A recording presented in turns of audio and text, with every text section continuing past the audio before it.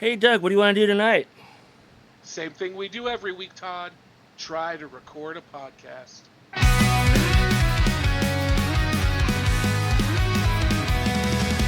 My brain's a rocket, can't sit still. Thoughts collide, they always spill. A million voices shout my name. Never boring, never tame. ADHD, we're running wild. Focus fading, chaotic child. Turn the volume up, take a ride. In this crazy storm, I can't hide. Ladies and gentlemen, will you please welcome the host of ADHP, Doug and Todd. Hey, everybody. Welcome back to ADHP, the Attention Deficit Hyperactive Politics Podcast with Doug and Todd. I'm Doug. That's Todd. Yep. How you doing today, Todd? Doing good, doing good. It's been warm today, so I got all the fans going, so if there's any background noise, I apologize, guys. This is how sheltered life I live. I had no idea it was warm today. I've been in the basement where it stays cold. I wish I had a basement. It's been kind of overcast, and it was a little sprinkly this morning. Well, Yeah, I had no idea it was warm out today. let's see what it It's says. just how I like it. Thank you very much. According to my phone, it is 77 where I'm at in Renton, Washington. Yeah, it is always warmer there than here because I'm out here on the middle of the water. Yeah, you're closer to the water than I am. I'm not that far from Lake Washington, but we don't really get that kind of cool breeze that you guys get over there on the It's not peninsula. the same as the Puget Sound. Yeah. Yeah. Yeah, it's a whole 2 degrees cooler over here. It's only 75. So how was your Sunday? We saw each other on Saturday. Yeah, we We attempted. went down to SummerCon. We Yeah, went there. we attempted to go, but I didn't think they would be sold out because I didn't know that they could sell out. But considering how many great guests they had this year, I guess I shouldn't be surprised. So Yeah, I mean, it was still a fun misadventure, anyways. Getting to hang out, getting out of the house, got to actually see what the weather was like. yeah, it was nice and cool on Saturday. It was It was a nice day. overcast. There was a little bit bit of a shower. There was a little bit of rain, and yeah, Yeah, we were hoping to get some audio, maybe some video, get some interviews down at the SummerCon, but yeah. well, best laid plans, which was no plan at all. So Yeah, I we kind of honestly played it by ear. I wanted to buy tickets months ago, but like every time I got paid, like my extra cash went to like important things like overdue Food, bills shelter. and food and gas and things like that. So Well, and I told you I messed up too because I knew it was coming and I was planning to get us passes, and I just I didn't know that. doofed on when it was coming. I thought it was later in the summer. It don't know was why. yeah, it's always like second or third week in June, and yeah, no, last year I went and it was a blast. I got to meet so many people last year. Um, Year before me in my previous podcast co-host, we got to meet Jesse the Body Ventura. That was a cool chat. Oh, We didn't think to nice. record it, but we Of course talked. not. No, why? You only have Jesse I, Ventura. I was like, I bet you I can get him to talk for longer than a couple minutes. He's like, how do you figure? He's like, just mention his show, Conspiracy Theory, and he'll tell you all about how it's not on the internet. You can't find it anywhere. And I said, actually, I think the first couple seasons are on Amazon. He goes, yeah. Oh well, I think it's the third season where we talked about like MK Ultra and there's a couple other things. And it's like, yeah, that season's not available anywhere. I'm like, oh, okay, I'll get home when I get home. I'll look. And it was not available through Amazon, but it was available somewhere else. You had to buy the individual somewhere. episodes. You couldn't buy the entire series. But you could buy the individual episodes. And I was like, oh, well, it is there. You just have to pay more. So, yeah. And last year, my roommate Christina had a handmade clay pendant that was in his head from the Beauty and the Beast TV series from the 80s, Ron Perlman. And Oh, it cost like $80 to get it signed, and I stood in line for like an hour and a half. And when he got there, he was just he looked beat. He looked like he had been up Well, since you mentioned this the crack ass previously, of dawn. Yeah. Oh, I did. Okay. Yeah. But yeah, I just said thanks for being here, and he looked at And me. how And you, yeah, he's like, thank you. And I'm like, well, I mean, you know, I'm paying for the privilege, so yeah. yeah, But yeah, yeah. I no. guess they should be thanking you. Damn it. Well, I think I might have been the first person to thank him for coming out, because I mean he looked exhausted when he walked up. So Well, that's a good tip for anybody going to a con. Be overly nice to the people Be that are showing up appreciative. there, because they're dealing with a ton of people, and if you're a little specially nice, maybe they do something special for you. I don't Maybe they know spend a little if more being time this with you. like overly nice, but be legitimate. Don't be super sugary. Don't be so saccharine that it's like fake. It feels fake or false. No. But I just mean be appreciative. Yeah, yeah. Be respectful of their time. Yeah, yeah. You know, Don't treat them like they're your personal show monkey or something. Right. Yeah. Oh, so and then yeah, so after that failed, we got to go over to the 8-bit arcade in Renton. Yes, the barcade in downtown Renton on Third. Yeah, play some old school games They and have have some beer and pizza. It was all right as an alternative to a con. like it's essentially like an old school arcade with pinball machines and upright and cocktail table arcade machines, and it also serves alcohol. So it's a barcade. Yeah, it's a dope place. I love it. Yeah. It's been around for a long time now.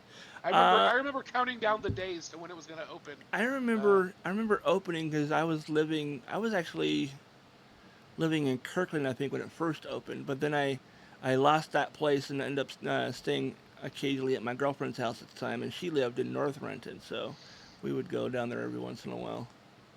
And yeah.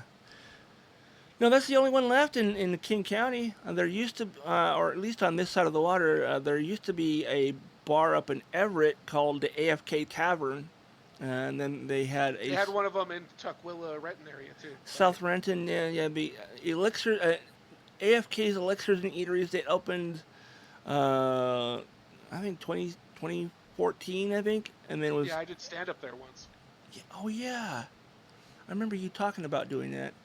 I actually did. I went there when they had a Rock Band where you could play on stage, and they had an Xbox 360 and all the equipment. You know, the guitar, the bass, the singer, microphone, and the drum kit. And I did. The one in Renton, Tukwila? Yeah, at Elixirs and Eatery. Yeah. On the former location of the Keg. Yeah. It's now like an Asian restaurant. Yeah, I think you were there along with Silas. It was part of Silas's nerd show. Yeah. And so yeah, it was. It wasn't the night that you guys were there, but it was another night. But it was using the same stage. But yeah, no, it was cool. There's video of me singing Ace of Spades there. Terrible singer, but I figure if I'm gonna sing terribly, I might as well do it as Lemmy. So. Yeah, there you go. He also has kind of a rough voice. Oh, right. Well, anything happen in the news this week, Todd? Anything you hear about? Oh, man. So, apparently, the president authorized some bombs to be dropped, and apparently he didn't hit his intended target, but he destroyed a bunch of shit. So.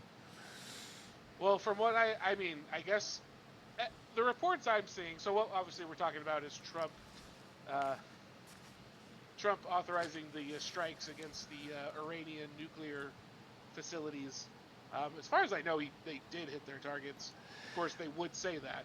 Yeah. I haven't heard anybody say that they missed. You're the first person I've heard. Yeah, I don't remember where. I think initially I heard it on CNN where they were intending to hit specific like bomb making places, and I guess either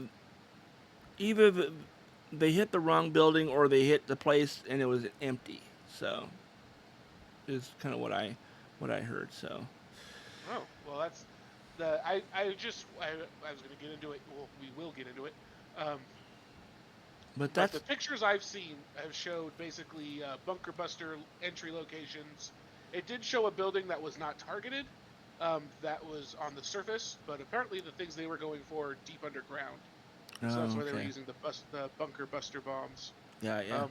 They're claiming total success. Again, Of course it's the they are. Trump administration, so of course they are. And even if any administration always claims total success, mission accomplished. Remember that. Uh, but speaking of mission accomplished, this whole rabble rousing around Iran, and it's changed again here already overnight. So we kind of had to redo this last minute. So it's going to be a little more sparse and a little more haphazard than even usually is. Um, but uh, but just this entire ramp up to war with Iran, just listening to everybody try to justify it, is so eerily reminiscent of Iraq in 2003, which is why we're titling this episode. Didn't we already do this 22 goddamn years ago? Right. Um, but it's because if we let's rewind to 2003 and just remember what was going on. So um, parallels from then to now. So we had just had 9/11, right? Yeah. And Israel, they recently had what Barack Obama called their 9/11, what a lot of supporters of Israel have called Israel's 9/11, was the October 7th attacks of, was that 24 or is that going back to 23 now? I couldn't tell you. I gotta refresh my memory on that one. It's just all time is melding into one block. Where? So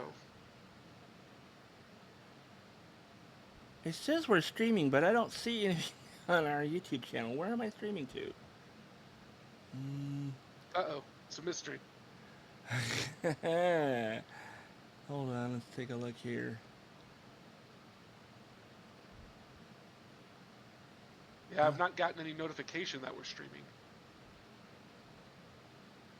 Yeah, I haven't. I'm recording, but it doesn't appear to be actually streaming. So let's. I'm still recording. I'm gonna stop that. And can I do this while recording still? Do you want me to keep going while you work on this? Keep or? going. Yeah, yeah. Okay. So, and yes, it has been since 2023. It was when the Israel-Hamas war began after the attacks. The darkest day in Jewish history since the Holocaust is what some have called it. Right. And just like after 9/11, there was legitimate righteous outrage, and people wanted something to be done. The siege on Palestine has not been the exact same thing as the Afghanistan war, but in terms of loyalists to the country, like they support it. A lot of us were in favor of Afghanistan in terms of, well, we have to do something, and this is who they're telling us is at fault, even though at the time we tried telling them, hey, these were all Saudi nationals that carried out 9/11. But the point being, using the emotional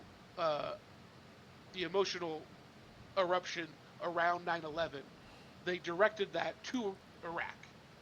And now Israel seems to have done the same thing, using the emotional turmoil surrounding the October 7th attacks, and now they're attacking Iran as part of a larger conflict. And it really is Israel's 9/11 in terms of the way that they're just using it for political gain rather than an actual attempt to make the world a safer place. So going back to 2003, we will remind ourselves from Britannica.com. In 2002, the new U.S. President George W. Bush argued that the vulnerability of the United States following the September 11th attacks, combined with Iraq's alleged continued possession of and manufacture of weapons of mass destruction, an accusation that was later proved erroneous, and its support for terrorist groups, which, according to the Bush administration, included Al-Qaeda, the perpetrators of the September 11th attacks. So it made disarming Iraq a new priority. Yeah. It's exactly what they're saying about Iran now. Is, oh, well, they have a nuclear program that's imminently going to attack us. And then if we try and say, well, that's 3 years away at best, how is this an imminent attack? They start citing their promotion of terrorism and the fact that they aren't on board with fighting various, ISIS and different groups. Yeah. It's really is just the same buildup all over again. And just like how Iraq appeared to comply with the resolution, in, but in early 2003, President Bush and British Prime Minister Tony Blair declared that Iraq was actually continuing to hinder UN inspections and that it still retained proscribed weapons. Other world leaders, such as French President Jacques Chirac, German Chancellor Gerhard Schroeder, citing what they believed to be increased Iraqi cooperation, sought to extend the inspections and give Iraq more time to comply with them.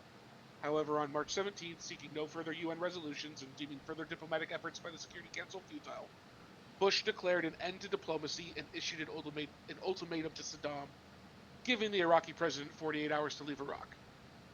France, Germany, Russia, and other countries objected. So, again, just like with Iran, we're seeing them, we had a deal with Iran. In 2015, we struck a deal with them. In 2018, Trump ripped up that deal, which set the grounds for the current situation. So, again, we had a deal. The situation was improving.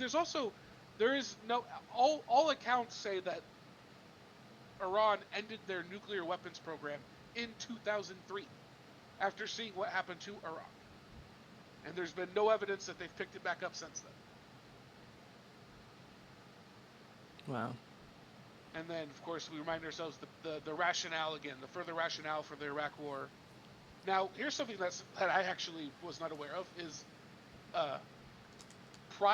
throughout the 90s, prior to 9/11 and the Second Iraq War, the Gulf War from 91 had never officially ended due to a lack of armistice to formally end it. And that kind of led to a whole series of sanctions and resolutions against Iraq throughout the rest of the 90s. And the Bush campaign actually made it part of their platform to try to remove Saddam during the 2000 election.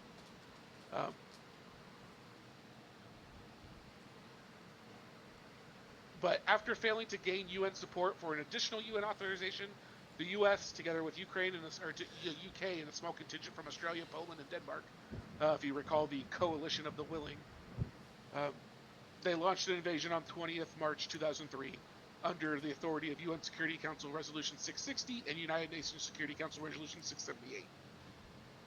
So, a 2008 study conducted by the Center for Public Integrity and Foundation for Independent Journalism revealed that between 2001 and September 2003, George W. Bush and 7 senior officials in his administration issued explicit statements on at least 532 occasions claiming that Iraq possessed weapons of mass destruction or had established covert alliances with Al-Qaeda, or both.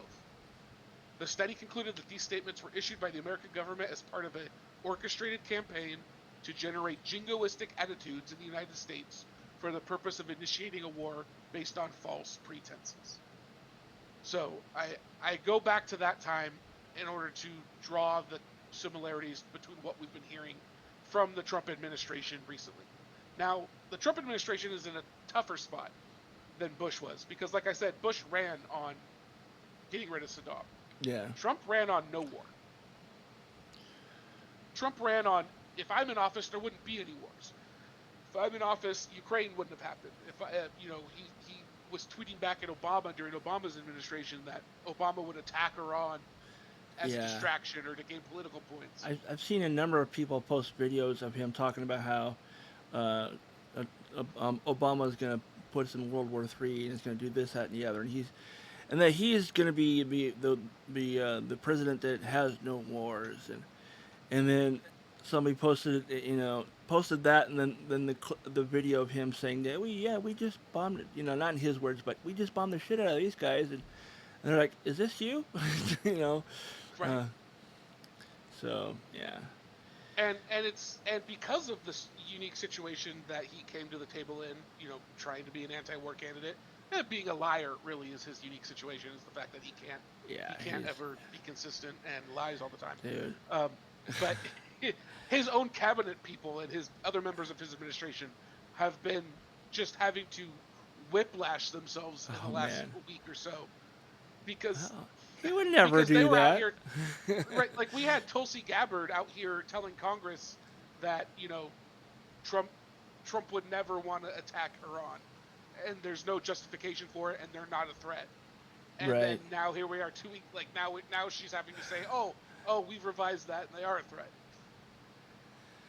Yeah. Upon further review, it was full of shit. It's almost Like like they full of don't shit then or communicate with each now. other, and they're like, "Oh no, he would never," and his never, because, except for he did, and here's where he did it. Like, oh well, I mean, he's the president; he can do whatever he wants. Well, is that the case? We're going to investigate that. Yeah. So Trump was anti-war. Trump was anti-bombing Iran, even though he assassinated their general the last time he was president, and Iran didn't really do much in response to that either. Um, which that's the big twist at the end of all this is we're going to treat it like it's legitimate for now, but ultimately, is this just theater that Iran is actually a part of? And I'll get to why I am postulating that at the end of this.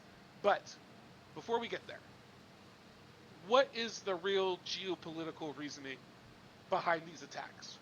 Why, if he was an anti-war candidate that thought bombing Iran was a sign of weakness, why did Trump do this? And if it's true that Iran's nuclear program was not an imminent threat, what motivated the U.S.-Israeli attack? Why now? The answer, according to The Guardian, according to Nader Hashemi at The Guardian, the answer is political opportunity. So, reading from The Guardian. The United States has bombed Iran. Donald Trump announced on Sunday that B-2 bombers attacked 3 nuclear sites, including the Fordow nuclear site, sometimes referred to as the crown jewel of Iran's nuclear program. As the world waits for Iran's response, which we now have and we'll get to at the end of this, it is worth revisiting events since 12 June, when Israel, with U.S. support, attacked the Islamic Republic. The official reason is nuclear weapons. The real reason, I contend, is the elimination of the Iran-led axis of resistance and establishing Israeli regional hegemony over the Middle East with tacit support from Arab autocrats. According to American and Israeli leaders, Iran was about to construct a nuclear weapon. Israel was forced to engage in a preemptive attack by way of response. According to Benjamin Netanyahu, Israel's very survival was at stake, while Trump claimed Iran was very close to having a weapon. Tulsi Gabbard, the U.S. Director of National Intelligence, has now fallen in line. Weeks after testifying before Congress that Iran was not pursuing a bomb, thus undermining Trump's stated position and embarrassing him politically, she now claims Iran could get a bomb within weeks. No serious analyst of Iran's nuclear program believes this to be true. As the head of the International Atomic Energy Agency has affirmed, there was no indication of a systemic program in Iran to produce a nuclear weapon. CNN reported last week that according to U.S. intelligence assessments, not only was Iran not actively pursuing a nuclear weapon, it was also up to 3 years away from being able to produce and deliver one. When Secretary of State Rubio was asked the day after the attack if he had seen evidence that Iran was about to weaponize its nuclear program, Rubio responded that the question was irrelevant. When pressed further, he said, forget about intelligence. Yeah, clearly the administration has. So if Iran's nuclear program was not an imminent threat, what motivated the U.S.-Israeli attack? First, the Islamic Republic of Iran has never been weaker. Decades of economic sanctions and government corruption have impoverished the average citizen while enriching the ruling elite, kind of like Iraq was. Official poverty figures reveal that roughly 1/3 of Iranians live in poverty, and the real figure is believed to be much higher. Early this year, for example, the state-run Mardam Salari newspaper had front-page headline, "The 400% drop in wages over a decade." In other words, Iran's economy is broken and its citizens are struggling to survive. Internally, the Islamic Republic suffers from a crisis of internal legitimacy. This was on full display after the death of Mahsa Amini in September 2022, that saw the birth of the Women, Life, and Freedom movement that rocked Iran and showed a global spotlight on its sordid human rights record. Over 60% of Iran's population is under the age of 30. They have no memory of life before the 79 revolution. Their moral reference point is religious authoritarianism and clerical rule, which they overwhelmingly reject. If there was a referendum in Iran today, no serious Iran expert doubts that the Islamic Republic would lose the vote by a wide margin. While the recent bombing of Iran has produced a rally around the flag effect, it's too soon to make any conclusive determination on how widespread this phenomenon might become. And regionally, Iran has never been weaker. The loss of its main regional ally in Lebanon, which is Hezbollah, was a huge blow to Iran's regional influence and its national defense doctrine. A core reason why Iran has supported an armed Hezbollah was for a moment like this. In the event of a direct Israeli or American attack on Iranian soil, it was assumed that Hezbollah would open a second front against Israel. This is no longer an option after Israel's sophisticated attack on Hezbollah last summer effectively neutralized this organization. Same with the toppling of Assad in Syria, the weakening of Iran-backed militias in Iraq. It's just an overall picture of Iranian geostrategic weakness. So basically, between their political instability and their actual regional weakness, this has produced a golden opportunity for Israel to press ahead in the hope of delivering a blow to its chief regional rival. So Israel wants to be the hegemonic power in the region. So the real Iranian threat to Israel and by proxy to America is Iran's ideological opposition to Israeli and American policy in the region. Its axis of resistance has sought to actively challenge, both in words and in deeds, Western influence in the region. Iran and its allies have also sought to rally popular opinion in the Arab Islamic world around this anti-imperialist theme. This is the real Iranian threat that the United States and Israel seek to eliminate. So basically, and then the article goes on to compare Iran now to Cuba in the mid 20th century, or from the mid to late 20th century. Basically, they're not really a destabilizing force. Their role in regional destabilization is exaggerated in American foreign policy circles and demonized because, like the Cuban threat, the Iranian one today was that the countries had foreign policies that were outside U.S. influence and control. I mean, that's really what's going on here. Now, I'm no supporter of Iran's government. I am no supporter of any theocratic state. I weep for I hear about the Iran that existed prior to 1979, and I'm like, oh man, it would have been an awesome place. I wish we could bring back the democracy that they had. Now, of course, that was not really a democracy, was it? It was a Shah that was put in place by America, essentially.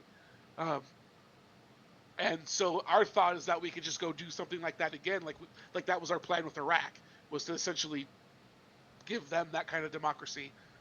And you just can't give somebody democracy. The people have to take it. The revolution has to come from within. If you try and stoke a revolution from the outside, I mean, this is what the CIA did throughout the 20th century. Yeah. That really is it resulted in a list of war crimes that'll probably never be prosecuted. So Iran's threat is not nuclear weapons.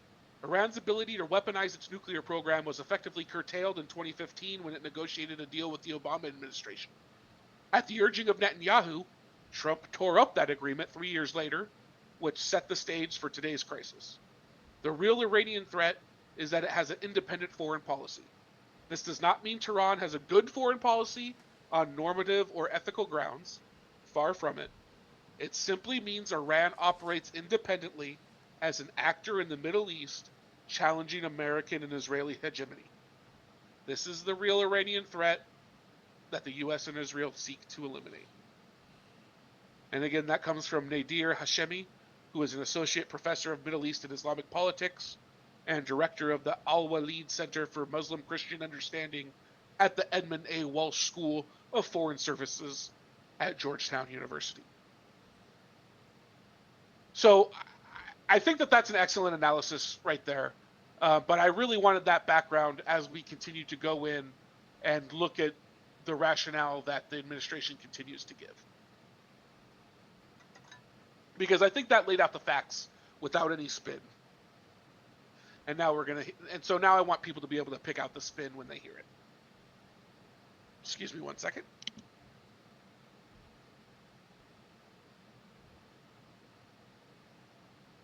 Sorry, I had to cough. It's all good. Choking on all this geopolitics. So now we're switching over to the BBC. And no, not that BBC, Todd. British Broadcasting Company? That's the one. Corporation? The big, beautiful corporation. Since U.S. President Donald Trump ordered strikes on several nuclear facilities in Iran over the weekend, Democrats as well as lawmakers from his own party have questioned his legal authority to do so. Republican Congressman Thomas Massie said on X that the strikes were not constitutional, and another Republican Congressman, Warren Davidson, wrote, "It's hard to conceive a rationale that's constitutional." But Republican Speaker of the House, Mike Johnson, defended the president, saying he evaluated that the imminent danger outweighed the time it would take for Congress to act, and that there's tradition of similar military actions under presidents of both parties. So, did you detect any bullshit there, Todd? Oh yeah, loads. Like all of it. But based on what we just went over, there was no imminent danger that could outweigh any time it would take for Congress to act. I mean, unless he thinks Iran was literally switching gears this instant, and then 3 years from now, maybe they have something. Right. That's not imminent. That's not imminent, Mike. That's not how that works, man. So BBC Verify has asked legal experts whether Trump's actions were in line with the Constitution, or whether he should have consulted Congress first. So, what does the Constitution say about military action? There are two parts of the U.S. Constitution that are relevant here, Articles 1 and 2. Article 1 specifically lists the ability to declare war as one of Congress's powers. However, Article 2, which lays out the president's powers, says that the president shall be commander-in-chief of the army. And sources at the White House have told the BBC that they see this as the rationale for strikes on Iran. Constitutional experts have said that Article 2 gives the president the authority to use military force in certain circumstances. The circumstances aren't specifically laid out in the Constitution, but they have been subsequently interpreted to include actual or anticipated attacks, or to advance other important national interests. And that's according to experts at the Council for Foreign Relations. Yeah. These interests could include the prevention of nuclear proliferation, which Trump administration said was their justification for the strikes on Iran. Four constitutional experts told BBC Verify that Trump had some authority under these circumstances to order the military strikes.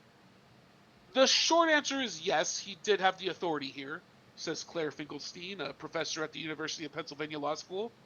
There is a long-standing practice of presidents engaging in isolated military engagements without congressional approval. So that line, especially the first time I read through this, really stopped me in my tracks because yes, he has the authority because there's a long-standing practice of presidents having engaged in this behavior. Every single time a president does something like this, we're all up in arms about whether he actually had the right to do it. But apparently a president has done it enough times now where we're just supposed to see it as okay. Yeah.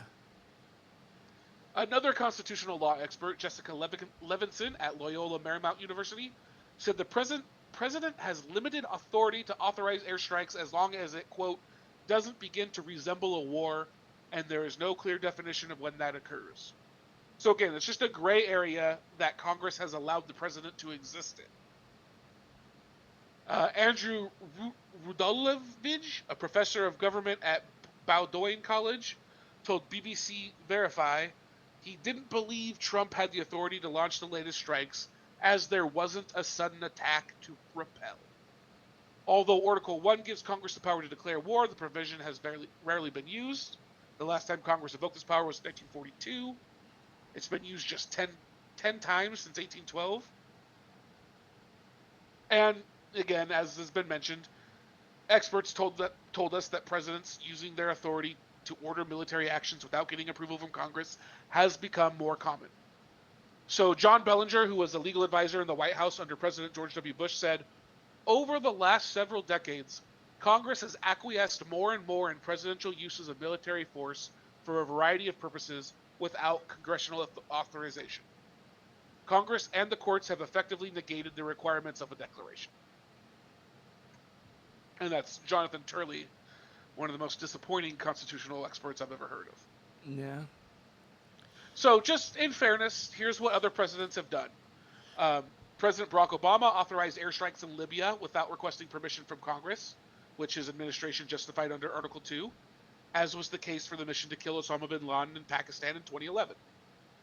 During Trump's first term in office, he ordered the killing of Iranian military officer Qasem Soleimani without congressional approval. Bill Clinton launched strikes in the Balkans without prior approval, and more recently, Joe Biden did the same thing, hitting Houthi targets in Yemen, as well as in Syria. So it's been repeatedly used by presidents throughout our history, said Mr. Turley. In 2016, Obama dropped more than 26,000 bombs from Syria to Libya to Somalia without such calls for impeachment. History and precedent favors Trump in this action. Now, here's the thing, though. All the drone strikes and the bombs that Obama dropped during his presidency, that's why the left reviles Obama in many circles now. They see him as a merchant of death. Obama's gotten a lot of flack for that, for those bombings. And I bet we can find some Republicans calling to impeach him at any point. I think all the people who like say they don't want to vote for him or didn't want to vote for him or even Kamala was they for things like that. It's like, well, that's what they did, and people love them. So why is that different than what Trump is doing? And I'm like, I mean, honestly, I don't really know. I just know that he probably got permission to do those, and Trump clearly did not care what Congress had to say. So, and I mean, to be fair, they are citing incidences here where the president, like Obama, didn't get permission from Congress to do these things. Now, they were working under the the Authorized Use of Military Force that was created in 2002 for the Iraq War, which lasted in full effect until 2023. And technically still isn't fully repealed now, to be honest. But the Senate repealed their authorization in 2023, and it's floundered in the House. But my point being is that they were wrong when it happened before, and if you were paying attention to critics of Obama, they all criticized him for it. Yeah. But they love when Trump does it, though. Yeah, and then what about other laws? Critics of Trump's strikes on Iran have also pointed out to the War Powers Resolution, which was passed in '73 following America's withdrawal from the Vietnam War, to limit the president's ability to wage war without consulting Congress first. Although the law does allow the president to use force without congressional approval in emergencies, it states that they should, in every possible instance, shall consult with Congress before introducing United States Armed Forces into hostilities. It does not appear that President Trump complied with this requirement, says Mr. Bellinger. Based on reporting so far, it appears that President Trump did not actually have a substantive consultations with Congress, but rather simply informed several Republican leaders.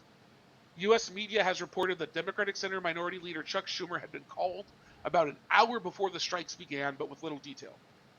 White House Press Secretary Caroline Leavitt wrote on X that the administration made courtesy calls to congressional leadership. The resolution also says that Congress must be notified within 48 hours after military action has taken place. Secretary of Defense Pete Hegseth said that Congress were notified after the planes were safely out and that they complied with the notification requirements of the War Powers Act. So Hegseth actually waited till the planes were safely out before notifying his chat thread? Is that if you have signal, did you already know before the planes were safely out? Oh wow. I don't know. I saw a thing today that Trump said that everyone's safely back in wherever state they landed in. He's like, are we not supposed to announce where these soldiers are residing? Is that something we're supposed to be doing? So I guess he talks too much.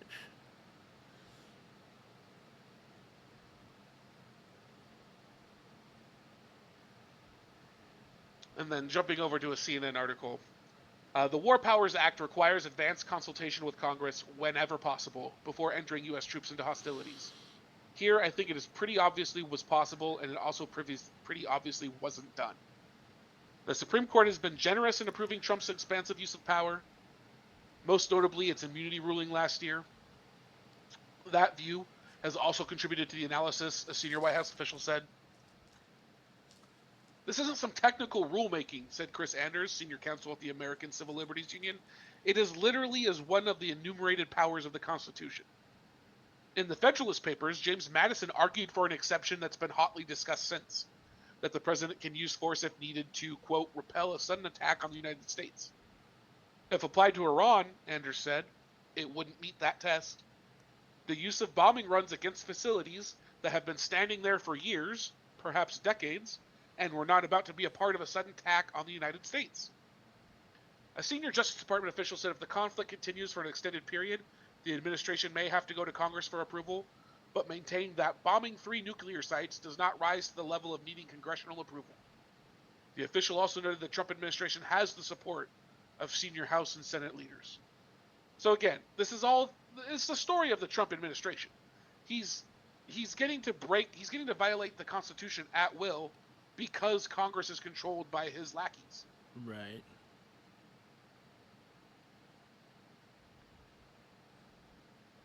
So, what could Congress actually do? Or what would Congress actually do? Thomas Massey, that we referenced before, and Democratic Representative Ro Khanna are seeking to reassert Congress's authority over military action with a co-sponsored war powers resolution. Democratic Senator Tim Kaine said on Fox News Sunday that Senate Minority Leader Chuck Schumer is pushing for a vote as soon as possible on a resolution so, quote, all members of the Senate have to declare whether or not the U.S. should be at war with Iran. U.S. actions in Iraq and Afghanistan in the 2000s were at least debated in Congress at the time, with requests from then President George W. Bush, Massey noted. It should have been declarations of war, but at least they did an authorization of use of military force, Massey said. We haven't had that. This has been turned upside down.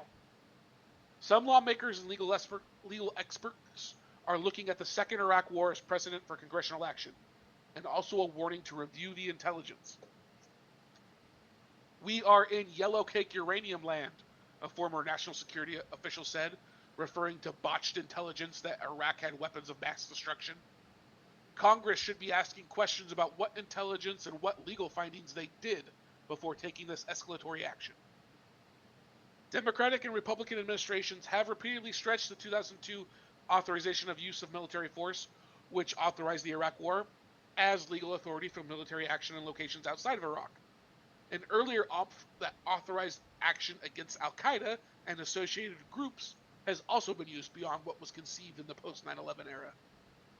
The problem is that historically, the only meaningful check on presidential abuse of war powers has been pushed back from Congress. But that was when Congress took its constitutional and institutional responsibilities seriously. And that's from Stephen Vladek. The ACLU's Anders says there's still time for Congress to act on a bipartisan basis, suggesting public hearings to air the Trump administration's military and legal justifications. Congress could also look at restricting funds for such actions without its buy-in. It's also a chance for a true national debate. One advantage that comes to the executive branch when it goes to Congress and asks for authorization, that there's a clear examination of what the United States is getting into, so there's much more of a national buy-in. So there's basically trying to say that if Trump really wanted popular support for these attacks, going to Congress would be a good way to get it. But yeah. he's not really interested in popular support for it. He's just interested in whatever the grand bargain he's got going on with Netanyahu. And then lastly, before we move on to the update on this, on Iran's response, even Putin tells Iranian foreign minister that there was no justification for U.S. attack. So from Reuters, Russian President Vladimir Putin told Iran's foreign minister on Monday that there was no justification for the U.S. bombing of his country and that Moscow was trying to help the Iranian people. Putin hosted Iranian Foreign Minister Abbas Araqi in Moscow 2 days after the attack, and this is, and quote, the absolutely unprovoked aggression against Iran has no basis and no justification, Putin told him in televised comments. So even Putin is not following Trump's narrative on this. So what happened? What happened overnight? What changed today? Well, as I mentioned earlier, this is kind of a repeat of Trump's last term when they assassinated Soleimani. And in retaliation, Iran blew up an airfield after we had, evacuated it. Right. So what happened here? So as of this story is from 2:40 p.m. today. Iran launched a missile attack on an American airbase in Qatar on Monday that caused no injuries, when Donald Trump dismissed it as a weak response. The attack on Al Udeid airbase in neighboring Qatar threatened to widen a conflict that began on June 13 with an Israeli strike on Iran, targeting its nuclear program and ballistic missiles. Excuse me. Iran had threatened to retaliate against the United States after U.S. bombers dropped 30,000-pound Buster bunkers on Iranian underground nuclear facilities at the weekend, joining Israel's air war against Iran, and Trump had raised the possibility of the Iranian government being toppled. We did not assault anyone, and we will never accept being assaulted by anyone, Iran's supreme leader said. We will not submit to anyone's aggression. This is the logic of the Iranian nation. Iran gave advance notice to the U.S. via diplomatic channels hours ahead of the attack, as well as to Qatari authorities. Trump seized on that as a positive sign. So did you catch that? Iran gave advance notice via diplomatic channels hours ahead of the attacks. Of course they did. I want to thank Iran for giving us early notice, which made it possible for no lives to be lost and nobody to be injured, Trump wrote on his Truth social media site. Perhaps Iran can now proceed to peace and harmony in the region, and I will enthusiastically encourage Israel to do the same. I am pleased to report that no Americans were harmed and hardly any damage was done. Most importantly, they've gotten it all out of their system, and there will hopefully be no further hate. So that was earlier today. And again, it's just like, is this all political theater? Is this all war theater? Like, is this, you talk about theaters of war, but is this actual theater via war?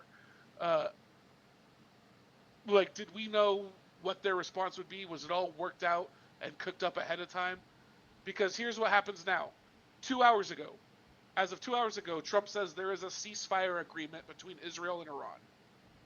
So this is one of Trump's go-to plays, which is cause a ruckus, cause a problem, and then take credit when he quote unquote fixes the problem that he instituted to begin with. It's, going around kicking beehives and selling Raid, right? It's that kind of stuff. It's racketeering, essentially. Yeah. So Trump announced what he called. So that previous story came from Reuters. Now we're back over to CNN for their blog updates. So President Donald Trump announced what he called a complete and total ceasefire between Israel and Iran. The ceasefire is set to start in approximately 6 hours. It has been, according to the president, has been fully agreed by and between Israel and Iran that there will be a complete and total ceasefire in approximately 6 hours from now, when Israel and Iran have wound down and completed their in-progress final missions. For 12 hours, at which point the war will be considered ended, the president wrote on social media. Neither Iran nor Israel has made any comments about a pending ceasefire. The ceasefire will be phased in during the next 24 hours. Officially, Iran will start the ceasefire, and upon the 12th hour, Israel will start the ceasefire, and upon the 24th hour, an official end to the 12-day war will be saluted by the world. During each ceasefire, the other side will remain peaceful and respectful, the president wrote. So again, we have. Was it all just for show? Was anything actually happening? And then since this announcement, there was a big strike blast was heard in Tehran by CNN's team on the ground. Yeah. Israel issued new evacuation warnings. So apparently these were just the pre-planned final attacks, even though there's already a ceasefire in agreement, supposedly. So it's all professional wrestling with this guy. I mean, Yeah. it's all fake. It's just all fake. The only thing he's missing is the grandiose speeches like Hogan and Savage used to make back in the 80s. Oh yeah, brother, you know, next Sunday I'm gonna whoop your ass. Yeah. And then, of course, you know, Yeah. 3 years from now, Trump will be gone out of office, and the rest of the world trying to move on will have to deal with the fallout from this. Right. Yeah. Like, will anybody ever make a deal with America again? Probably Well, not. certainly Iran won't, right? It'd be. I mean, who really knows? I guess. I guess it depends on how much money is involved. Well, yeah, and it depends on what sort of grand bargain is going on behind closed doors, that's a topic for another day. But Yeah. the grand bargain with Jared Kushner and various Middle Eastern countries, and yeah, there's definitely, if you're into conspiracy theories, there's something to dive into there. Yeah. So that does it for the main topic. We can move over to the news now, Todd. The news, alrighty. Okay, I'm just making sure I got the right button here. And now it's time for our weekly news. We're breaking down the key stories shaping our world, from policy shifts to the latest in global affairs. Let's dive in. All right. So, in some good news, some at least temporarily good news, Mahmoud Khalil has been released from custody. Yay! Yay!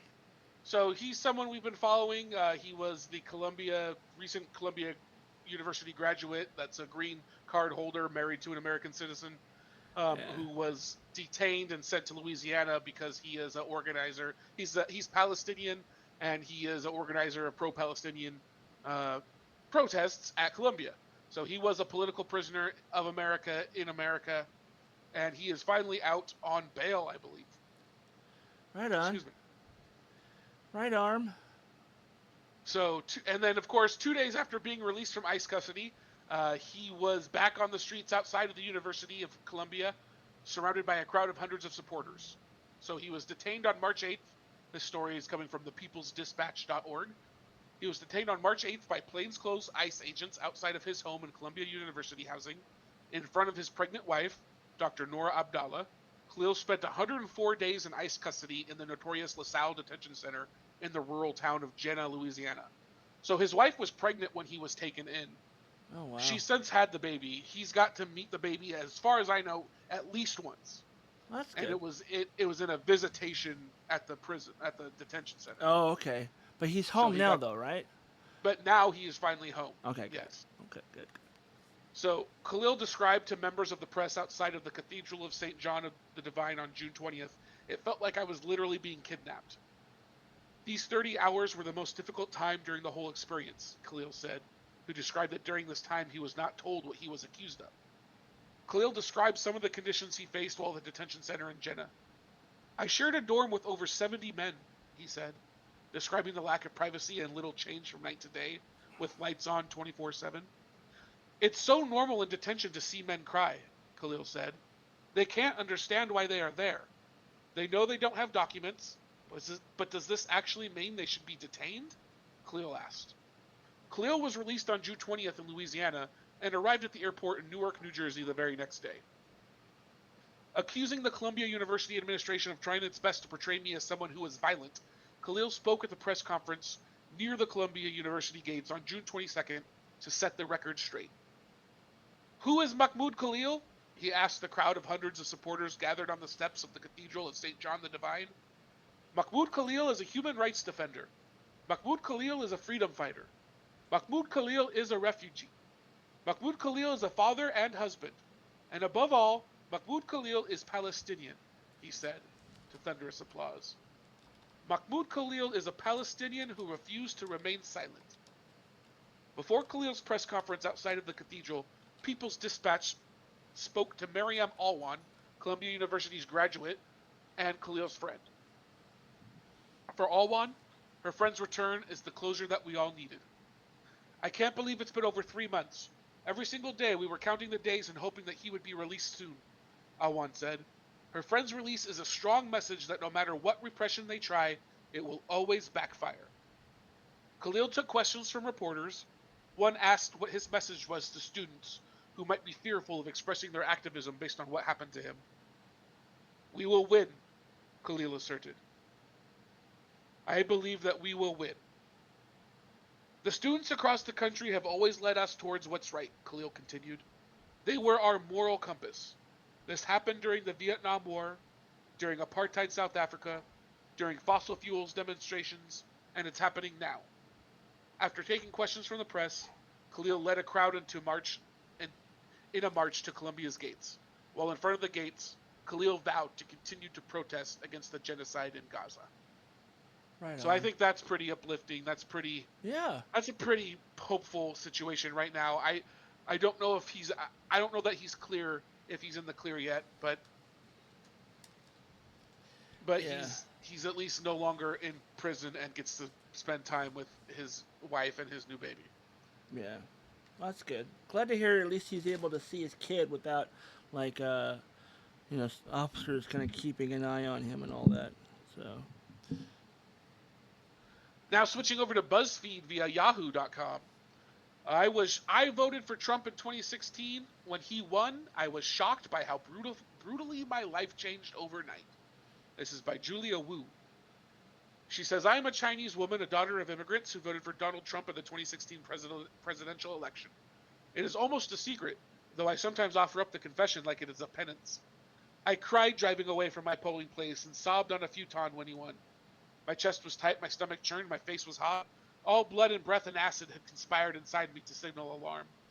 I immediately hated my choice, but I did not yet believe it to be wrong.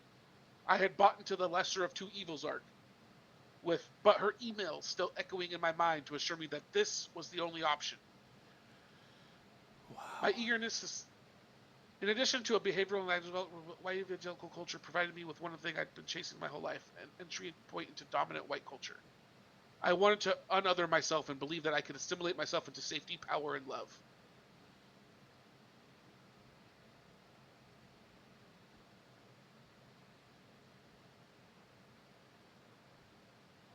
Okay, so this is a story Todd had put on here. I had not read through it yet.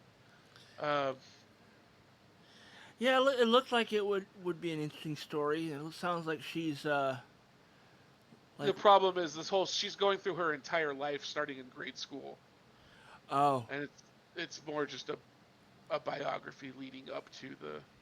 Yeah. Well, it's like when you pull up a recipe that you want, and then you got to get through like 5 pages of them describing the first spring where they thought about. I remember when I came up with this recipe when I was 5 years old back in the Second World War. I didn't realize it was going to be a biography, but it sounds like she learned her lesson, and. Well, it sounds like I don't know why she voted for him in the first place. It sounds like she immediately regretted it. I mean,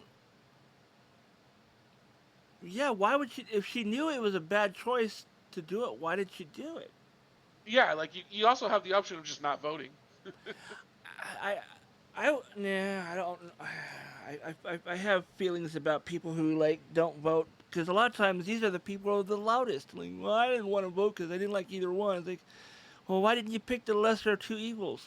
You know, look at all the information that's out there and realize that one is most definitely more evil than the other.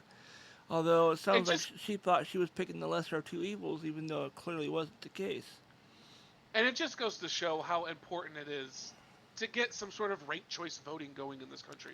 Yeah. This problem is solved everywhere that has ranked choice voting. And put your top. You put whoever you really want. You rank, like in New York for the primary for mayor. They rank 5 choices. This is going on right now. They rank 5 choices, and if your first choice doesn't get enough to form a majority, then your vote for second choice goes up. And yeah. if that person doesn't get enough to if the second round still doesn't get in a majority, then you go through all 5 of your choices, and eventually a consensus is come to, and it allows you to put, like, it allows you to put a long shot at the top of your ballot. Right. It allows you to put whoever you damn well please at the top of your ballot, and you can feel good about it. You can feel like you're on the right side of history, Yeah. and it's just, but this winner take all mentality that we have to have in this country, it ruins. Yeah. It's contributing to the electoral problem. Yeah. I first was introduced to this concept in 2016. I saw a video done by a comedy group in Australia, and they were basically like talking shit about American politics and how it's broken and everything else. And then here in Australia we have this setup, and they talks about what you just said. I was like, wow, that's fucking amazing. Why don't we do that? And I think it's because they know that.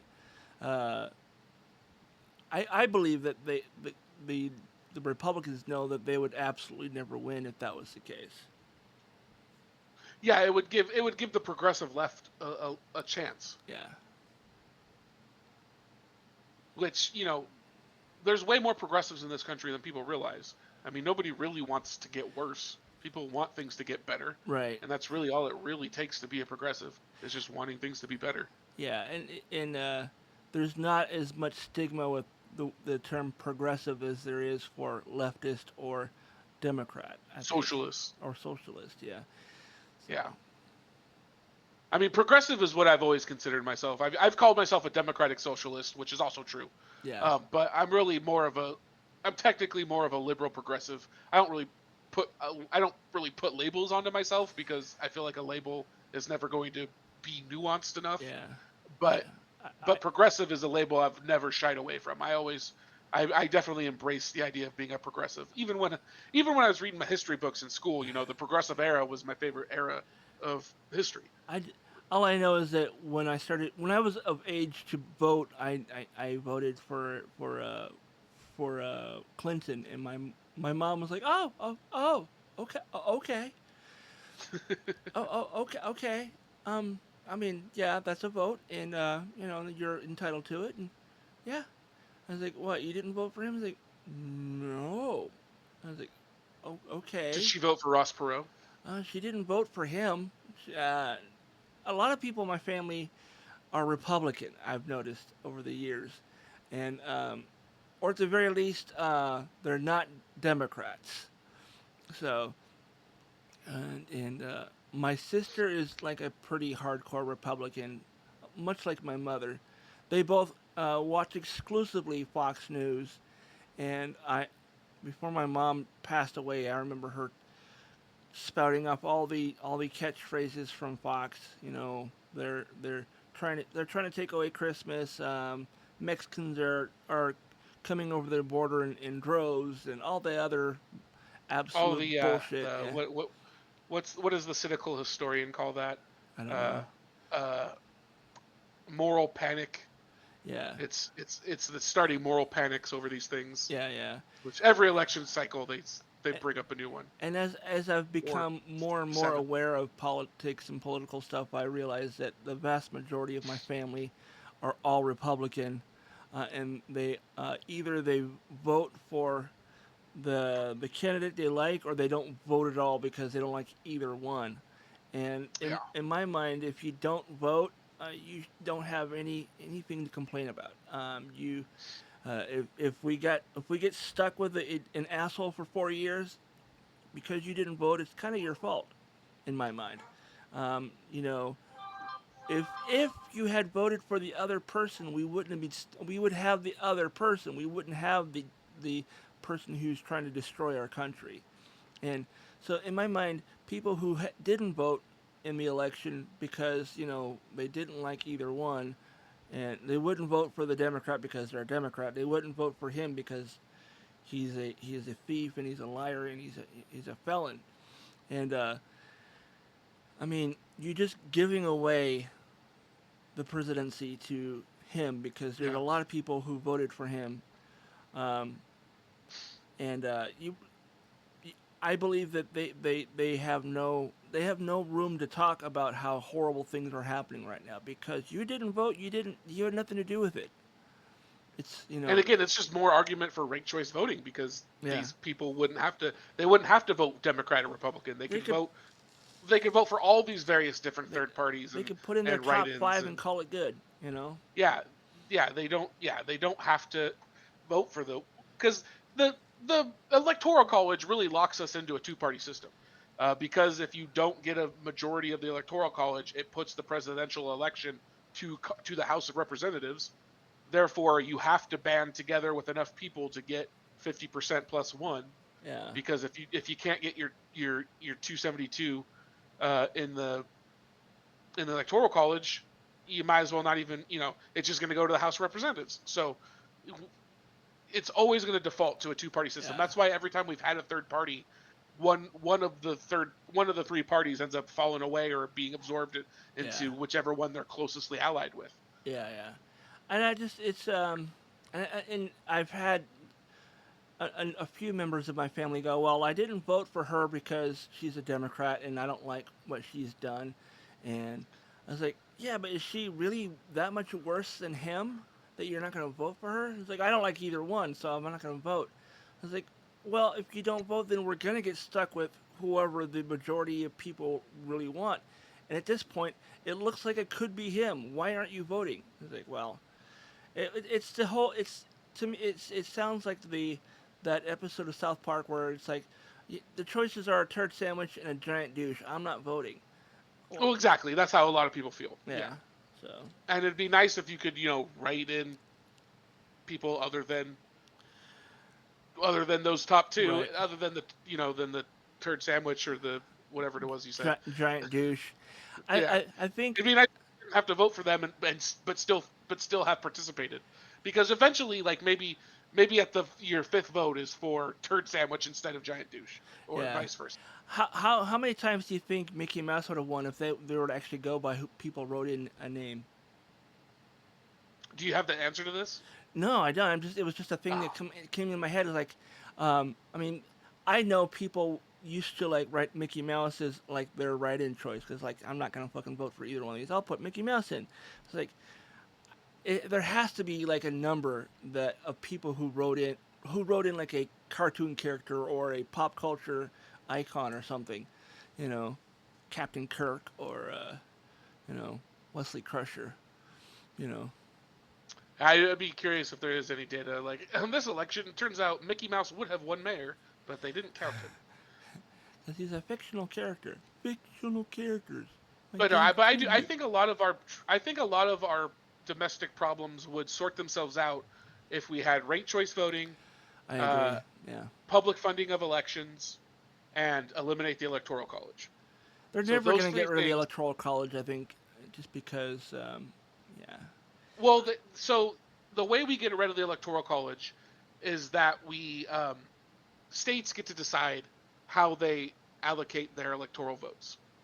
So right now there's X number of states that have signed on to this amendment that says, not an amendment, but this agreement, that once enough states where their electoral votes, once enough states agree to this agreement, that make up 272 electoral votes.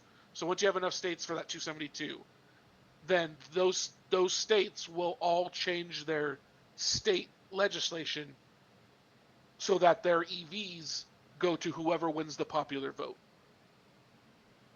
Yeah. So then you still have the electoral college, but it's effectively a popular vote election. Yeah. So enough states to decide the election agree that they're going to distribute their votes based on whoever won the popular vote. Hasn't there recently in the last few weeks been like talk about like recounting for this last election because of all the horrible shit going down? That there's been some stories about it. I may have mentioned one of them or more, but I read them. I shy away from them because what they really are is they're basically saying that. So there are some more far out ones where they're like, hey, there could have been some real malfeasance like in the machines. but most of what I read is that it's through legal means like gerrymandering and uh, voter voter rolls, purging the voter rolls. Right. So they'll go through and they'll like in Ohio or something, they'll be like, "Oh, we have this new law where we're going to send everybody a flyer, and if you don't respond to the flyer, you're unregistered to vote." Yeah. And then a whole bunch of, and then they just know that, and then they just know that certain people aren't going to respond to it, and they're like, "Okay, well that cleared off a bunch of the rolls.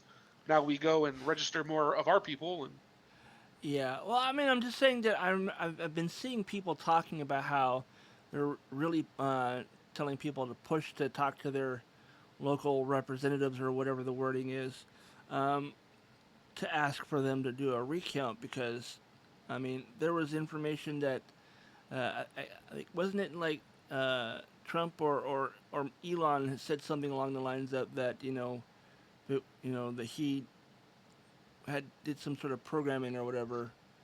I mean, Elon's taking credit for the 2020 win, but I think that's more just based on money and stuff he spent. Okay. Yeah. No. And I mean that's not to say that there's nothing there. It's just I don't know that there's anything we can prove. Yeah. Because they're definitely I mean, I still leave the possibility open that, Russia or whatever hacking scheme that Putin has together uh, does have access to our voter rolls and did do some sort of shenanigans in 2016 and 2024. But it's also like, why wouldn't they have done that in 2020? Maybe there's a theory that spreading Trump out across 12 years instead of just 8 in a row allows him to do more damage. But ultimately, they're just ideas about what could have happened, and there's no evidence of any actual malfeasance. It's also just all the legal methods that we know they did with voter purging and gerrymandering and making it hard to vote and trying to discourage people to vote. We know that that was enough to win. So really don't have to look for a deeper conspiracy. Yeah. It just goes to show that you got to vote. You got to make sure you're registered. You got to be out there and be an active voter. If Make you're going sure to vote, that you you're need to still follow your registered vote. and all that. Yeah, for sure. I know. Yeah. I know. About a year ago, I was like making sure that I'm still in the system and still registered, and like right before November, I double checked again just to be on the safe because I kept seeing all these stories about how people's registrations are being like either purged or deleted or just unregistered or whatever. I was like, that's fucked up, and yeah. No, I'm just wondering if there's anything we can do to like maybe like pull him out of office, because clearly I mean, he's not doing what he's supposed to be doing, and you he's talk not. about Trump still. Yeah, just he's not. Yeah, I mean, the impeachment's the. I mean, that's the thing is impeachment is the remedy. Congressional oversight is the Well, remedy. The judges are blocking him as much as they can, and so he's already been that is one impeached a other number of guardrail. times before he even became president. So what's the point of impeachment if it doesn't do anything? Yeah. And he didn't go to jail for it. He didn't go to jail for all 34 felonies. And I don't know. It's frustrating to hear all this shit every day.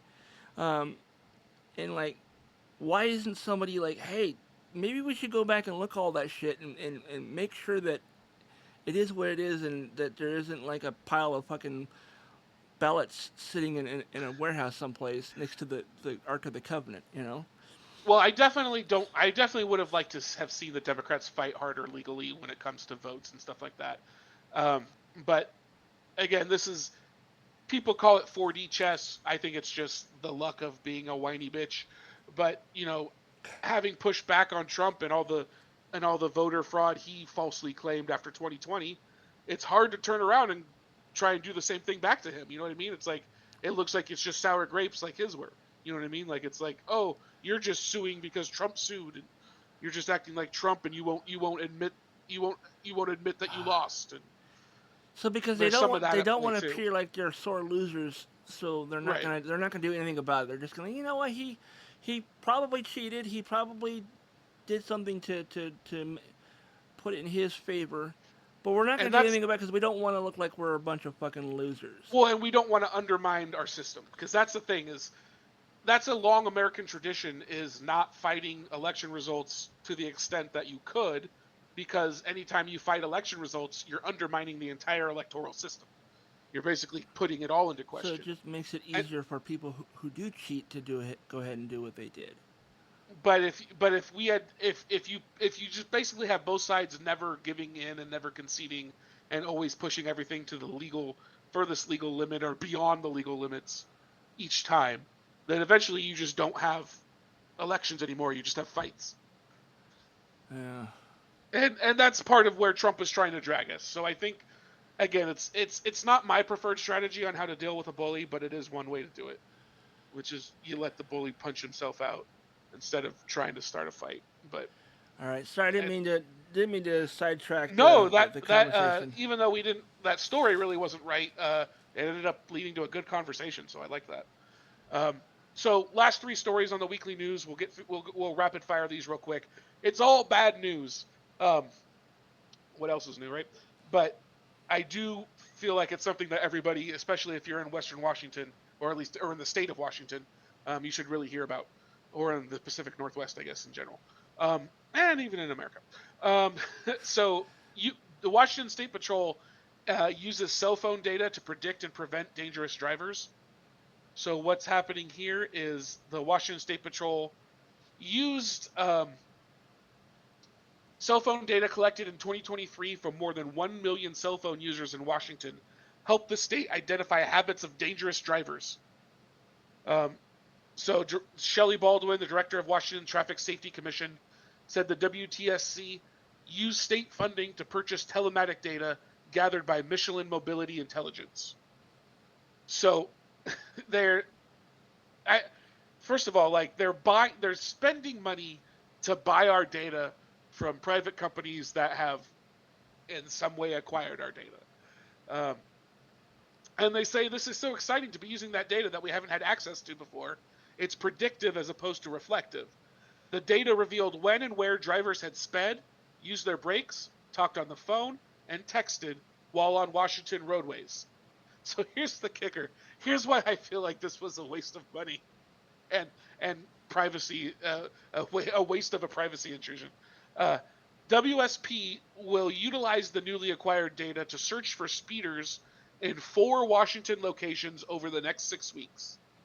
These 4 locations, which they needed this data to determine, are I-5 from Joint Base Lewis McChord to Fife, I-5 from Fife to Auburn, I-5 north and south of Everett, and a 14-mile stretch of I-90 east and west of Spokane.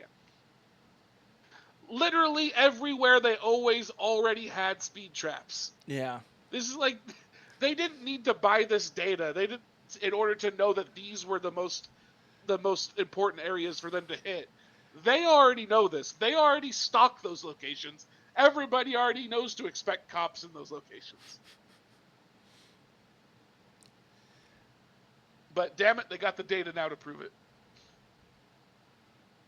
Other bit of bad news. Crater Lake National Park Superintendent resigns over Trump staffing cuts. So Crater Lake down in Oregon. Yeah. Beautiful, beautiful place if nobody's ever been. I'm aware Nobody's of it. ever Never been. been That's right. there. Nobody's ever been there.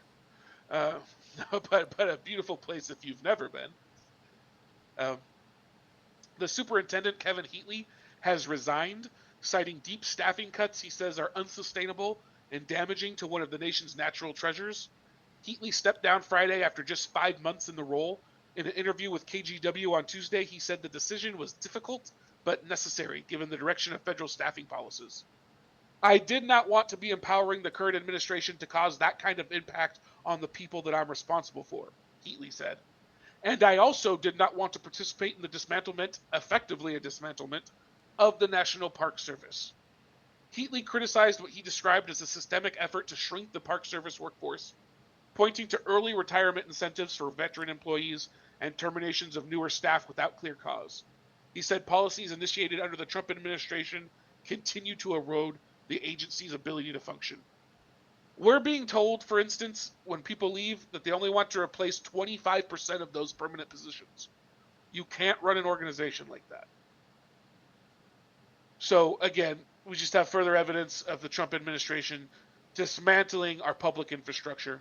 And we've mentioned it on this podcast before, but again, if you are not following the Alt National Park Service on social media, please do so. Alt Alt National Park Service on Facebook, on Blue Sky. Follow them, please. They're going to keep you better updated on a lot of this kind of stuff than we're able to. And lastly, for my news, and this is some sad news that requires further exploration. Marijuana use, coming from CNN.com, marijuana use dramatically increases risk of dying from heart attacks and stroke, large study finds. Now, the one thing that we don't know is how the marijuana was taken. If the marijuana was predominantly smoked, then that's definitely going to lead to a higher chance of heart issues and stroke. Yeah. Anytime you combust carbon and inhale it in your lungs, that's bad for you. Yep. But so, according to this study, using marijuana doubles the risk of dying from heart disease, according to a new analysis of pooled medical data involving 200 million people, mostly between the ages of 19 and 59. What was particularly striking was that the concerned patients hospitalized for these disorders were young and with no history of cardiovascular disorder or cardiovascular risk factors. Compared to non-users, those who used cannabis also had a 29% higher risk for heart attacks and a 20% higher risk for stroke. This is one of the largest studies to date on the connection between marijuana and heart disease, and it raises serious questions about the assumption that cannabis imposes little cardiovascular risk. Getting this right is critically important because cardiovascular disease is the top cause of death, both in the United States and globally. Clinicians need to screen people for cannabis use and educate them about its harms the same way we do for tobacco. The new systematic review and meta-analysis analyzed medical information from large observational studies conducted in Australia, Egypt, Canada, France, Sweden, and the US between 2016 and 2023. Those studies did not ask people how they use cannabis, such as via smoking, vaping, dabbing, edibles, tinctures, topicals. However, based on epidemiological data, it is likely that cannabis was smoked in the vast majority of cases. Yeah. So that's the thing, is smoking tobacco is a well-known cause of heart disease, and smoking marijuana is also going to have a similar effect. Controversially, or alternatively, however you might want to say it, there's been studies going back to the 1950s that said when you control for tobacco use, marijuana does not actually cause things like lung cancer. There's a famous study from 1954. It's called "On Becoming a Marijuana User," and people that only smoked marijuana from this pool, as they studied them as life went on, the people who only smoked marijuana did not develop lung cancer at the same rate as people who smoked tobacco. If you smoked tobacco and marijuana, then you could see lung cancer showing up in the population. But if you only smoked marijuana, that wasn't the case. I would need to refresh myself on that study for the specifics. But my memory of it was if you only smoked marijuana, you weren't getting lung cancer. Whether that's because the THC helped inhibit any kind of tumors, or if it was just at a lower rate. I don't recall specifically. This article does say edibles may also play a role in heart disease. People who consumed edibles laced with THC showed signs of early cardiovascular disease similar to tobacco smokers. We found that vascular function was reduced by 42% in marijuana smokers and by 56% in THC edible users compared to non-users. It just doesn't make sense that the edibles would be reduced by even more, which is confusing, and part of why I think this needs further study. Unless they're just saying that the edible users were also smoking, which they're not controlling for. Yeah. But this is really the first time ever I've heard something negative about heart disease and stroke when it comes to THC alone. I've always known smoking itself is bad for you no matter what you're smoking. But this is the first time I've ever seen something suggest that edibles even would be harmful for you. So this is something to keep an eye on, especially if you live in a state where weed is legal like we do. Yeah, yeah. And with that bit of good news, we can, at long last, head to What's Geek this week. Welcome to What's Geek this week. We're going over the coolest in pop culture, tech, and nerdy news. Let's dive in. All right. So yeah, I picked a few stories this week. One of the things I saw this late last night, early this morning, that the let me pull this up here. Castlevania producer Adi Shankar buys the rights to Duke Nukem series. Renegade producer Andy Shankar has been on a hot streak with video game adaptations lately. His Castlevania animated series ran for 4 seasons on Netflix and spawned a spin-off. Plus, his latest endeavor, a TV adaptation of the Devil May Cry video game, has been renewed for a second season on the platform. Shankar now has another beloved game property to add to his slate at his cheekily titled company Bootleg Universe, Duke Nukem. While So there's a Devil May Cry? yeah, it TV came show? out. It came out a month or so back. It's on Netflix. Oh, really? I'll have to check that out. It's animated. It's like a. It's in the same style of animation as the Castlevania one. So. I could get, yeah, that makes sense. So it's kind of like a Western anime style. So.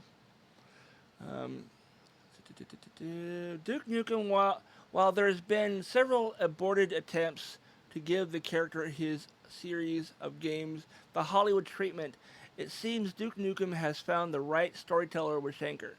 Shankar broke the news that he acquired the rights to Duke Nukem last week on Esquire. I'm being approached with different IPs and companies that want to work with me. I bought the rights to Duke Nukem, Shankar shared. Not the gaming rights, but I bought it for from Gearbox. Duke Nukem made his debut as the protagonist in a PC game series when the larger-than-life, gruff-voiced hero transitioned to console games in the late 90s and subsequently found its footing. I don't know, man. That game for the PC was like really. It took existing games like Doom and Quake and then like added a whole nother level to it because those games were hyper violent and there was lots of running around shooting and it was a 3D kind of not role playing game, first person shooter style game, and plus, I mean, the character, he had some of the funniest one-liners, and I heard rumors, and I have not verified this, but I've seen online that people are saying how Duke Nukem borrows a lot of his catchphrases from Ash from The Evil Dead, and so like, Yes. hail to the I was king, gonna baby, mention and that, yeah. you know, all that, and the guy who voices Duke Nukem is on. He does live streams all the time on TikTok, and he will, people request him to say things, and he'll respond to it. But so I'm curious as to how this is going to turn out. It's probably we're not going to see it for a few years, I think. But let's see what it says here. I do think they got the right guy. It sounds like for doing a show based on Duke Nukem. Yeah, He definitely appeared. I mean, he obviously has a good track record with this sort of thing. But he seems to get it, like, because he talks about how the thing with Duke Nukem is it's a middle finger to everybody. When Duke Nukem blew up, a bunch of people sat around trying to turn it into a brand, he said, when it's just a middle finger. yeah. So if they make it like an adult humor type of show. Yeah, I hope they yeah. I hope they definitely make it like not a show for kids. That it has to be 18 plus. It has to be for adults. You can't you can't neuter Duke Nukem and make it work. And if they did a PG-13 version of Duke Nukem, it won't be Duke. It'll be somebody else. So that's kind of how I feel about that. I'm looking forward to it. I don't know. It doesn't say when it's going to be out, but he just got the rights. So he's probably at this point not even working on scripts It's yet. early.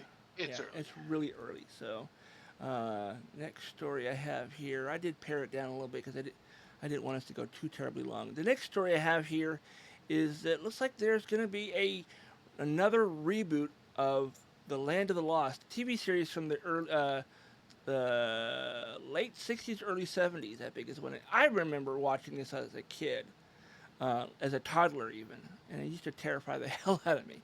The sleaze stacks were super creepy. Netflix is partnering with Legendary Entertainment to breathe new life into the beloved '70s sci-fi adventure series Land of the Lost. Is what the caption for the image says. The two kids from that show are always doing like live streams and videos on Instagram.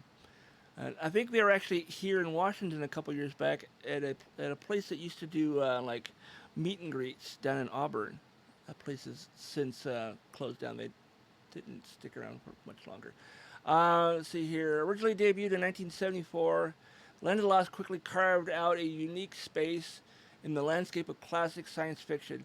The series follows the Marshall family, father Rick and two children, Will and Holly, whose peaceful White River rafting trip takes a shocking turn when an earthquake sends them tumbling into a bizarre prehistoric realm. The mysterious dimension, both dangerous and awe-inspiring, was filled with dinosaurs, ancient ruins, and strange creatures capturing the imaginations of young viewers like myself with every episode. I just remember watching this show, and they had giant fruits. They had like giant raspberries and giant strawberries when they were picking for food. There was the dinosaurs were all claymation, so stop motion animation at its worst. I don't know if you ever saw this, Doug. You were probably not born yet when it was on TV originally, but they did a reboot of sorts in like the '90s, I think. Well, that's what I was. That's what I was trying to figure out. Is I definitely remember watching Land of the Lost as a kid, but I don't think it was the '74 version. Yeah, no, you probably want to watch the one that's from '91. Yeah, which I couldn't have told you how long the show was on when I watched it, but apparently went on for 2 seasons. That makes sense in '91.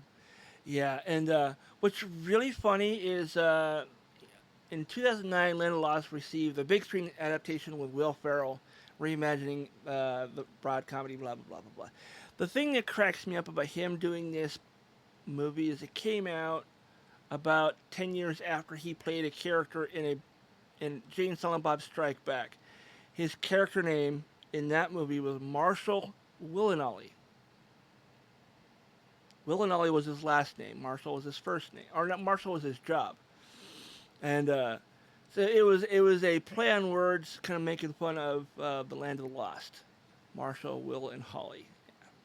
I just remember I remember seeing that movie going, did he do that on purpose? And then of course I saw it in like a video commentary for that movie. It's like, yes, that was on purpose. But yeah, I'm looking forward to it. I think I first heard about this maybe a couple weeks back. Sid Croft still does live streams on Instagram on occasion, and he'll talk about like old shows that he's done, and he also mentions when they have new versions coming out and he's been working with. Is it like like an executive producer kind of giving hey, they should do it like this and that kind of thing. But yeah, there's that. And then next story is I didn't know this until just a month or so back, but there is a new Toxic Avenger coming out, and I just watched the trailer for it, and it has oh shit. So the first trailer for the Toxic Avenger remake was released in October 2023, and then it's been kind of quiet since then. Yeah, and the most recent one, I guess, is the movie is being released as unrated, so it's gonna be really violent. Well, wasn't that like the original Toxie movies, like B movie schlock with like major violence and nudity. Yeah. So it's not being done by trauma this time. It's being done by some other people, and I'm sure it says here. I did read this, but I don't remember what it said. Um, it's got Peter Dinklage as the lead character. I mean, before he becomes toxic. Voicing the lead character. Well, yeah. he is the lead character completely, but he doesn't. He's not in Oh. the costume when he becomes toxic. Gotcha. He is the loser before he becomes toxic, and then he becomes the voice of toxic, and they have somebody else doing the inside the costume, so he doesn't have to wear all the prosthetic stuff. Lucky him. Right? The person inside the costume, her name is Luisa Guerrero. She basically puts on all the prosthetics and she does the acting. And he just kind of like matches the lip flaps of what she's saying. So I don't know, the commercial, the trailer that I saw yesterday. This version of the Toxic Avenger is a little person. It was like little tiny person. Like the original Toxic Avenger, the human character was kind of a dweeby. He was like maybe 5'6", super skinny, really like the 80s style nerd. And then he became like this big burly dude when he became the Toxic Avenger. In this, he's staying the same size. He just becomes super strong. So from what I do remember in the article, it says that they took elements from the original movie as well as the Toxic Avengers cartoon series from the 80s, as far as the visuals and the Yeah, Go ahead. the cartoon series is what I knew the Toxic Avenger from. I wasn't until I got a little older and found out about the risque movies, the I don't know if unrated movies. I don't know if I've ever watched the entirety of the movie. I think I started watching it. I was like, yeah, no. I turned it off. It's really, I mean, it's cult classic, but it's really poorly made. I mean, I think that's why I stopped watching, because it was just, the acting was atrocious, and It almost is like a home movie. it does. It's like a home movie with a budget. And, Yeah. the budget's maybe $1.50. But it's funny because like after Ninja Turtles, Toxie was my first, like, he was the first action figure I got with like my own money. Oh, wow. I didn't know that. Yeah. That's And cool. I had no idea about the movies at that point. Well, I just knew him from the cartoon. We'll have to go see this movie when it hits theaters, man, because I Yeah. haven't seen. You probably can find those movies online on one of the streaming sites for free.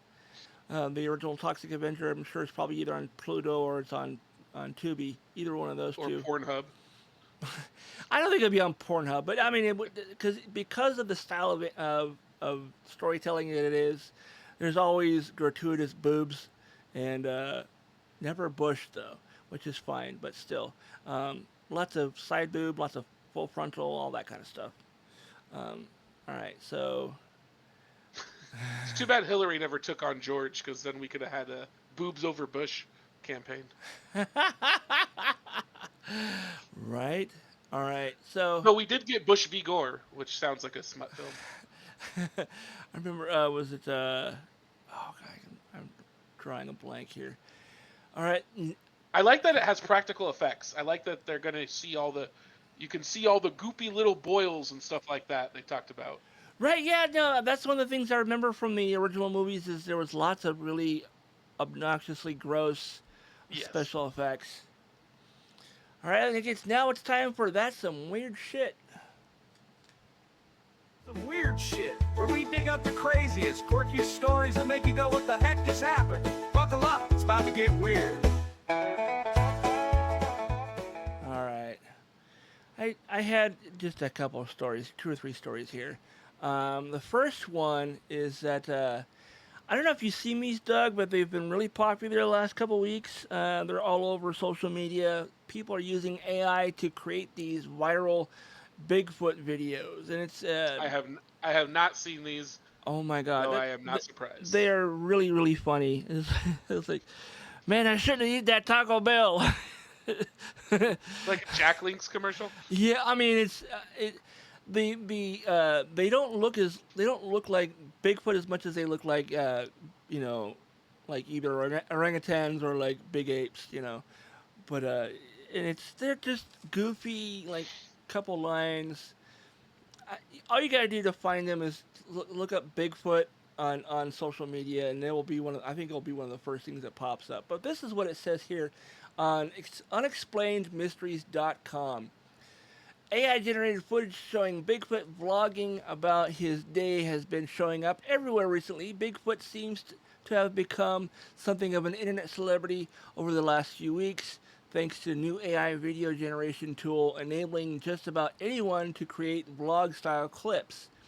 The videos, which are actually quite impressive visually, show one or more Bigfoot-type creatures getting up to their daily activities in the woods while talking directly to the camera. Yes, apparently Bigfoot speaks perfect English and has an American accent. These guys must not be from America. Of course he would.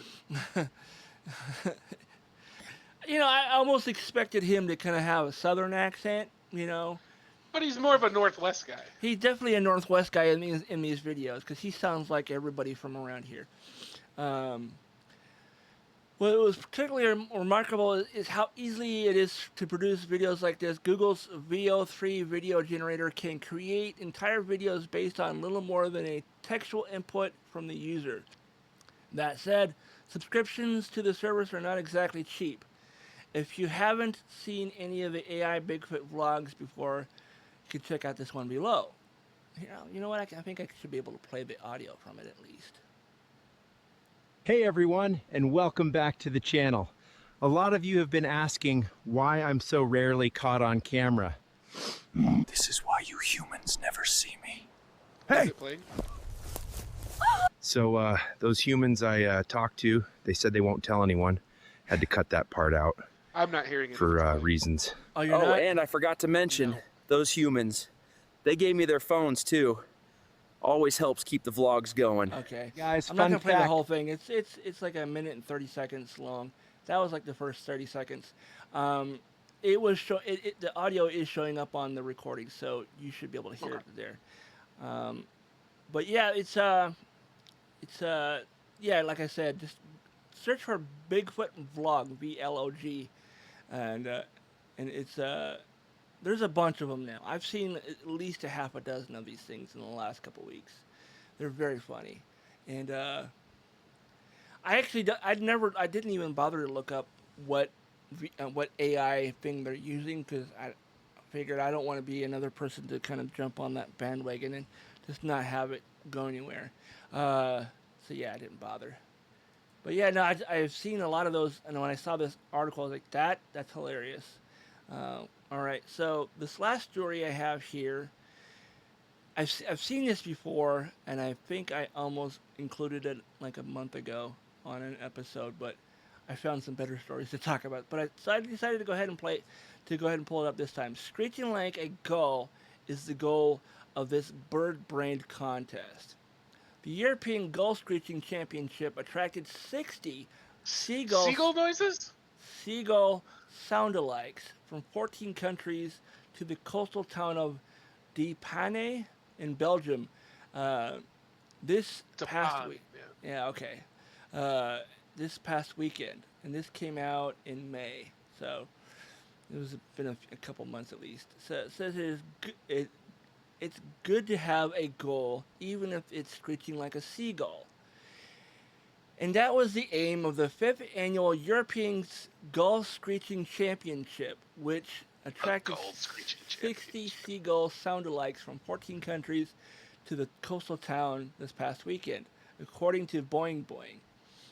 Contestants were awarded points based on their sound and performance in 3 categories: adult, junior, and coney.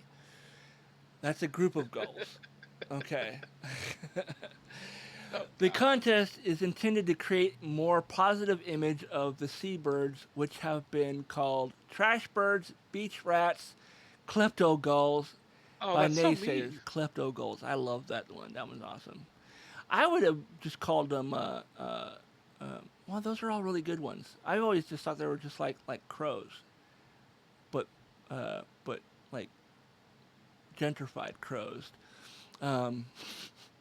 Gulls are known to be intrusive, to be so intrusive that the zoo in Blackpool, England, hired people to dress up in inflatable eagle costumes to scare the birds away. That's great. The Gulls won't get any hate from Denmark's Anna Breinald, who took gold in the quirky contest. I like that the seagulls like fries because I love fries, and they're just a bit misunderstood like me, and they're cute. One time I was at Cedar Point in Ohio, and I saw a seagull swallow another bird whole. I don't doubt it. I was eating my fried cheese on a stick that I got at Cedar Point there, and feeding French fries to the little sparrows. And a little sparrow took a French fry, and then a seagull just took him, and just reared back and swallowed him whole, alive. Well, I mean, the funny thing is, when it comes to seagulls, I always think of Finding Nemo. Mine, mine, mine, mine, mine, mine, mine. And that's exactly how, I mean, the voice actors who did those characters in that movie, they definitely embodied that screeching sound that these animals make, these birds. She says she was slightly under the, hold up. She admits practicing for the bird brain contest had its challenges. I worked with the seagulls. I went to the beach and looked at many seagulls, and I thought they looked nice, and I screeched at them, and they became scared of me. She said, maybe I'm saying something wrong in seagull language. I don't know. Oh my God. Do we want to hear some of this from the video? Oh, I can play. Yeah, I can play some of the video. Hold on. I won't hear it evidently, but when I listen back, I'll get to hear it. Yeah. This is at the 1 hour 46 minutes. I'll go ahead and play it. You can pull it up.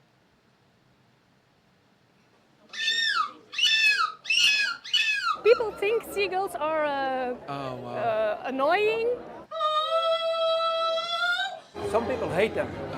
They see them like rats of the sea. They screech a lot. They make a lot of noise. They leave their droppings everywhere. Yep. It's just part of the seacoast. So you need to balance that. We need some more simple. No, we don't. We don't really need to be. No, they're basically like, yeah, we need to be nicer to them, because people see them as just noise and they're crap everywhere, and yeah. No, I'm not saying be mean to them, but you don't have to be nice to them. Yeah, don't be cruel to animals. But yeah, I can see why people don't really want seagulls around. I mean, I've enjoyed feeding seagulls in my life, but I mean, probably not the best. It's one thing if it's just one or two, but if there's like 30 or 40 of them and they're all like demanding you feed them, no. I don't even like feeding like those birds at parks and stuff, because that means that they're not actively looking for their own food. They're just waiting for somebody else to show up and give them food. Yeah. I don't even like doing that to the animals in the house. So, yeah, no, that's it. That's all I got for today. I had a couple more, but like I said, I thinned them out because I think we were running a little long today. We've had a nice full show. Yes, yeah, I wasn't sure how long my sections would take. They took plenty of time, as it turned out. I wasn't sure how long. I mean, I don't mind us talking for a couple hours. That's fine, and that's not uncommon for a podcast to go for about 90 minutes to 2 hours, whatever. Well, and like you pointed out, if anybody gets bored during a particular segment, they can always skip ahead. Exactly. All right, and I think that is it for today, everybody. Thanks for if you made it this far, thank you so much for coming Please out. like, please subscribe, leave us a 5-star review on whatever platform you listen to. And if you're not listening to the Majority Report every Monday through Friday, 9 a.m. to noon Pacific time on YouTube or themajorityreport.com, this is not sponsored. I think the Majority Report is a great way to stay in touch daily with the news, hear guests that are experts on topics that you won't normally hear covered in your evening national news. Right. So I've recommended a lot of people, but I need to really stress my recommendation for the Majority Report Well, and on YouTube. And as always, we will have links to everything in the show description down below. Again, thanks for tuning in, and we will see you guys next time. Have a great week, guys.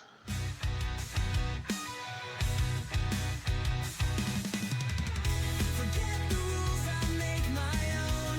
Zigzag thoughts I've overgrown. Chasing sparks in every lane. Don't try to fix what fuels this flame. ADHD, we're running wild.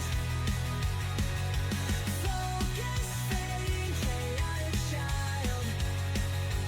Turn the volume up, take a ride. In this crazy storm, I can't hide.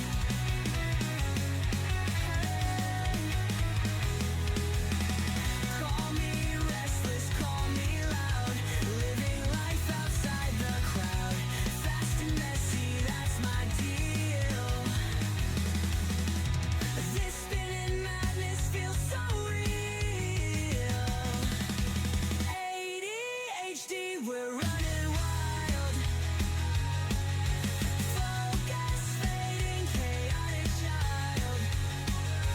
Turn the volume up, take a ride. In this crazy storm, I can't hide.